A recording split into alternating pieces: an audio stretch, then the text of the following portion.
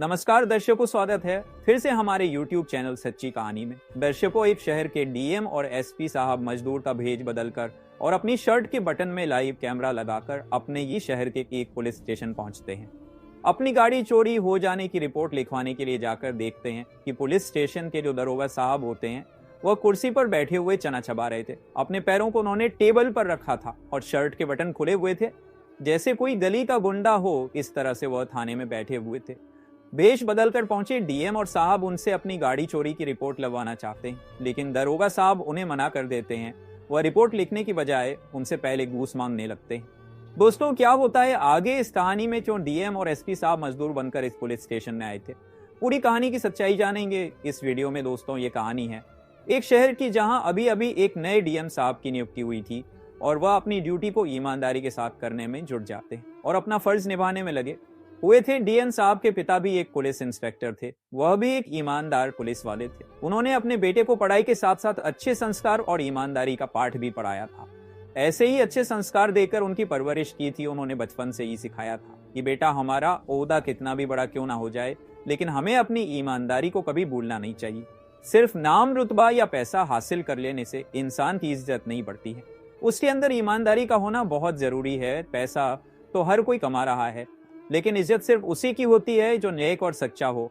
तुम अपनी जिंदगी में कोई भी ऐसा काम मत करना जिससे लोग हमारे ऊपर उंगलियां उठाएं, और मैं अपनी पूरी जिंदगी में कभी सर झुकाकर नहीं जिया हूं।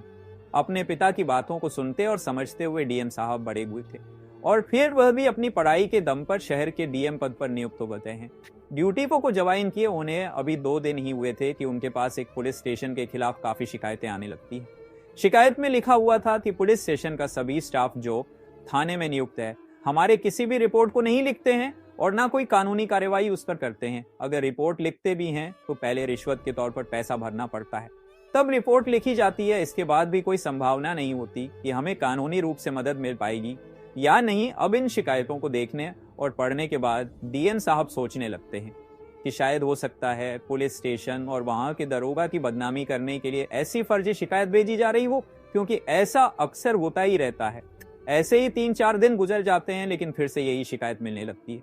अब ये शिकायत बार बार आने से डीएम साहब को भी लगता है कि जरूर कुछ ना कुछ तो धांधली खाने में चल रही है। तो वह एसपी साहब को मिलने के लिए बुलाते हैं और उनसे मुलाकात करके बातों में उनसे इस बात का जिक्र करने लगते हैं कि आपके थाने में ऐसी ऐसी शिकायतें हमारे पास आ रही हैं। तो एसपी साहब भी कहते हैं कि हाँ, हो सकता है पिछले कई दिनों से मुझे भी शिकायतें मिली हैं, लेकिन मैंने यही सोचकर इग्नोर कर दिया कि हो सकता है यह हमारे डिपार्टमेंट को बदनाम करने की कोई साजिश हो। लेकिन अब आप भी यही शिकायतें अपने पास बता रहे हो, तो हमें इस मामले को गंभीरता से देखना चाहिए। इसके बाद डीएम और एसपी साहब इस मामले की जांच करने का फैसला कर लेते हैं, लेकिन जांच पड़ताल करने से पहले वह सोचते हैं कि अगर हम ऐसे ही थाने में जाकर सीधा एक्शन लेंगे तो शायद उन्हें इस बात की खबर मिल जाए और वह हमारे सामने ऐसा कोई काम ही ना करें। तो वह दोनों एक प्लान बनाते हैं कि हम एक ऑपरेशन जारी करते हैं, जिसके तहत हम अपना भेष बदलकर थाने में रिपोर्ट लिखवाने जाएंगे। ऐसा करने से हमें सारी सच्चाई को पता भी चल जाएगा कि थानेदार हमारे साथ क्या करता है। वो हमारी रिपोर्ट लिखते हैं या हमसे रिश्वत की मांग करते हैं। अब दोस्तों, जो पुलिस स्टेशन होता है वहां का माहौल बहुत ज्यादा खराब हो रखा था।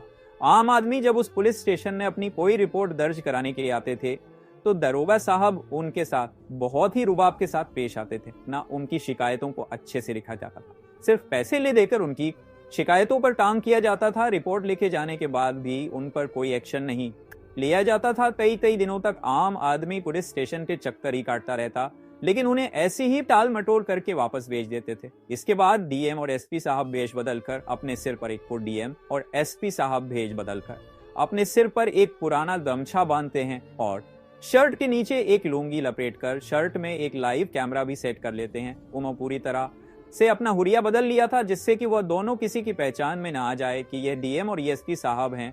वह अपनी गाड़ियों को शहर के बाहर रुकवा कर वहां से एक रिक्शा करके पुलिस स्टेशन पहुंचते हैं। तो जैसे ही थाने के अंदर जाने के लिए घुसते हैं तो बाहर दरवाजे पर खड़ा कांस्टेबल उन्हें बाहर ही रोकते हुए कहता है कि अरे रुको दोनों, यहाँ कहाँ घुसे चले आ रहे हो, कहाँ जाना है, तुम्हें क्या काम है, पहले मुझे बताओ। तो डीएम साहब कहते हैं कि हमें रिपोर्ट दर्ज करानी है, इसलिए अंदर जा रहे थे। तो वो कांस्टेबल उनसे कहता है कि तुम यहाँ ऐसे डायरेक्ट अंदर नहीं जा सकते हो। क्या तुम लोग यहाँ पहली बार आए हो जो तुम्हें मालूम नहीं कि थाने के अंदर कैसे जाया जाता है? डीएम साहब उसकी बात सुनकर सोच में पड़ जाते हैं कि यह कांस्टेबल भी यहाँ बाहर ही लोगों को रोक रहा है तो फिर अंदर क्या हाल कर रखा होगा। तो फिर एएसपी साहब बीएम साहब को एक साइड लेकर जाते हैं और कहते हैं कि सर अभी एक्शन लेने का टाइम नहीं है, ये नहीं पैसे ही मांग रहा, इसको पैसे दे देते हैं और चलकर देखते हैं अंदर ये लोग हमारे साथ क्या क्या खेल खेलते हैं। अब इस बात को सुनकर डीएम साहब को गुस्सा तो बहुत आता है, लेकिन वह अपने गुस्से को कंट्रोल करते हैं क्योंकि वे एक ऑपरेशन के तौर पर ही काम कर रहे थे।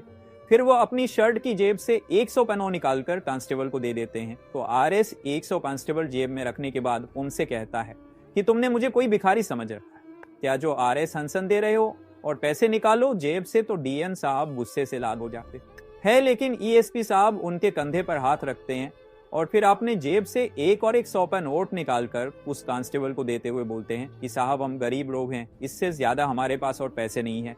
अगर आज हमारी रिपोर्ट ना लिखी गई तो हमारा बहुत बड़ा नुकसान हो जाएगा। तो कांस्टेबल कहता है ठीक है अंदर चले जाओ, वहां केबिन में सब बैठे हुए हैं, उनको अपनी समस्या बता देना और रिपोर्ट लिखवा देना। तो डीएम और एएसपी साहब एक दूसरे का मुंह देखते हैं, फिर वहां से सीधा केबिन के अंदर चले जाते हैं जहां दरोगा साहब बैठे हुए थे।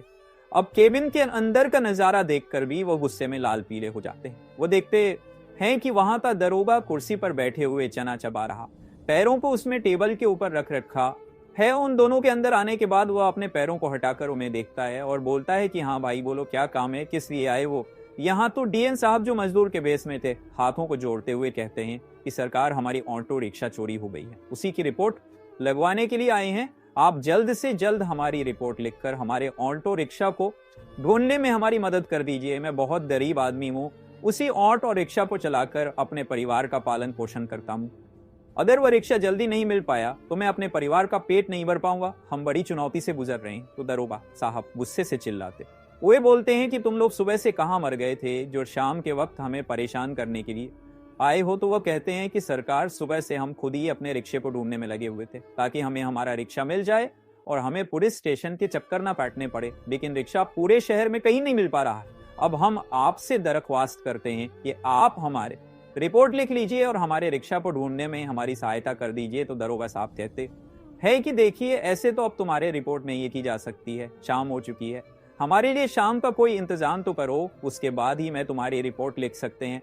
तो इस बात को सुनने के बाद डीएम साहब फिर से सोच में पड़ी डी जैश जाते हैं, उन्हें कुछ समझ नहीं आता है। वो गुमसुम होकर खड़े उसे दरोगा की तरफ देखने लगते हैं। तभी एएसपी साहब दरोगा से कहते हैं कि सरकार हमें आपकी बात कुछ समझ नहीं आई, आप क्या कहना चाहते हो। इतना सुनते ही जो दरोगा साहब थे वो गुस्सा हो जाते हैं और बाहर कहां से कांस्टेबल को आवाज लगाते हुए कहते हैं कि इन दोनों को थाने से धक्का मारकर बाहर निकालो, इन दिखमंगा को तुमने अंदर आने के कैसे दिया है। इसके बाद कांस्टेबल उन दोनों के हाथ पकड़कर उन्हें बाहर खींच कर ले जाता है और बाहर लाकर उन्हें समझाता है कि देखो अगर तुम्हें अपनी रिपोर्ट लिखवाना है तो इसके लिए तुम्हें पहले दरोगा जी की कुछ ना कुछ तो सेवा पानी करनी होगी, सेवा पानी किए बगैर तुम्हारी कोई रिपोर्ट नहीं लिखी जा सकती। अपना फालतू का समय खराब मत करो, जल्दी से कुछ पैसा जमा कराओ और अपना काम बनाओ। अब इतना सुनने के बाद डीएम और एसपी साहब फिर से केबिन के अंदर जाते हैं और दोनों ही अपनी अपनी शर्ट की जेब से कुछ पैसे निकालते हैं और दरोगा की टेबल पर रख देते हैं। तकरीबन सुजीरो वह टेबल पर रखने के बाद हाथ जोड़कर खड़े हो जाते हैं,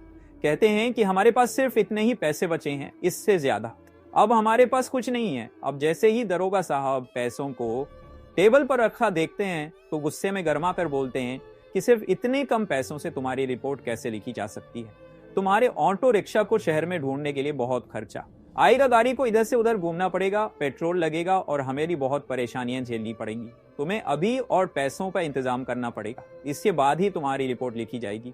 तो ये सब बातें सुनने के बाद एएसपी साहब बोल पड़ते हैं कि सर आपको सरकारी तनख्वाह तो मिल रही है ना, हम लोगों की परेशानियां सुलझाने के लिए, हमारी रिपोर्ट लिखकर हमारी सहायता करने के लिए आप लोग हमसे हर काम के लिए पैसा क्यों मांग रहे हो। अब इस बात को सुनने के बाद ही दरोगा साहब अपनी कुर्सी से उठकर खड़े हो जाते हैं। उनका गुस्सा 7वें आसमान पर पहुंच चुका था। वह चिल्लाते हुए कहते हैं कि अब तो मुझे कानून का पाप पड़ा है क्या, अभी रुक मैं भी तेरे को बताता हूँ और दिखाता हूँ कि कानून अपना काम कैसे करता है। तभी बाहर से तेज सायरन की आवाज में पूरे पुलिस स्टेशन में गूंजने लगती है और 2 सरकारी पुलिस स्टेशन के बाहर आकर रुकती हैं। अब जैसे ही दरोगा साहब डंडा लेकर एसपी साहब के पास पहुंचता है तो तुरंत जो गाड़ियां आई थी उनमें से डीएम साहब की टीम निकालकर थाने को चारों तरफ से घेर लेती है। कुछ लोग थाने के अंदर आ जाते हैं तो वे लोग अंदर जाकर दरोगा को बताते हैं कि खबरदार, एक कदम और आगे बढ़ाने से पहले ये जान लो जो तुम्हारे सामने शख्स खड़ा है वो यहाँ के एसपी साहब हैं और यहाँ के एसपी साहब हैं। जो दूसरे वाले वो डीएन साहब हैं। तुमने आज जो कुछ भी इनके साथ यहाँ बर्ताव किया है उस सभी का वीडियो रिकॉर्ड हो चुकी है और वह लाइव हेडक्वार्टर में देखी जा रही है। अब ये बात सुनते ही दरोगा साहब के पसीने छूट जाते हैं। वह पैरों के बल जमीन पर बैठ जाते हैं और अपने हाथ जोड़कर उनके सामने गिड़गिड़ाना शुरू कर देते हैं। इसके बाद एसपी साहब दरोगा को धमकाते हैं और कहते हैं कि यही है तुम्हारा काम, क्या यही तुम्हारा फर्ज है? क्या इसी काम को करने के लिए तुम्हें यहाँ रखा गया है? तुम्हारी बहुत शिकायतें पहले भी आई थी, लेकिन मैंने सोचा था कि हमारे डिपार्टमेंट को बदनाम करने के लिए ये कोई साजिश है। लेकिन यहाँ आकर मुझे पूरा मामला समझ आ चुका है। मैं अपनी आंखों से तुम्हारी काली करतूतों को देख चुका हूँ। अब तुम लोगों के खिलाफ सख्त से सख्त कार्यवाही की जाएगी और सबूत हम इकट्ठा कर ही चुके हैं। इसके बाद डीएम और एसपी सब उनके खिलाफ कोर्ट में केस दर्ज करते हैं। सबूत पक्के मिले थे तो पूरे थाने के स्टाफ को सस्पेंड कर दिया जाता है और उनकी जगह दूसरे स्टाफ को तैनात करने के निर्देश जारी किए जाते हैं। और जज साहब बोलते हैं कि ये फोटो और वीडियो जिले के सभी थानेदार को दिखाओ और इससे वह सीख लेंगे कि अगर कोई भी